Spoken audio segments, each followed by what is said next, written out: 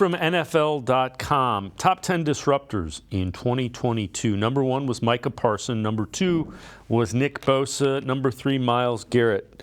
72 pressures, the QB pressure rate 16.3, hurries 48, sacks 16, turnovers caused by pressure 3. Now that was a top 10 list. Just outside the top 10 was Za'Darius Smith. And I would argue that Okoronkwo and Smith and Tomlinson are going to help Myles Garrett even ascend. I mean, he's been great, but I think those guys are going to make him even that much more dangerous.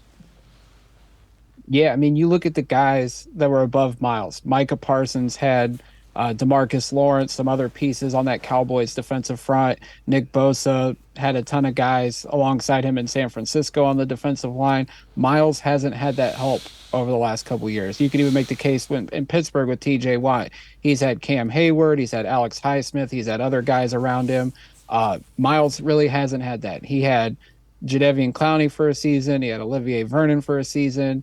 He really hasn't had that steady sidekick on the defensive line. Now he potentially has that with Za'Darius Smith. He's going to have that with Okoronkwo for the next couple of years, and hopefully Dalvin Tomlinson, and you hope Isaiah McGuire or Alex Wright emerges as well here in the coming years. So Myles has the supporting cast now, and the fact that defenses or offenses are not going to be able to double team him as much because of his supporting cast, I think we might see the best out of Myles Garrett come later this year. Yeah, and I think Jim Schwartz has that in mind with what he's going to do game to game as well. Is kind of how can I unleash Myles Garrett at the exact time to make the offense pay.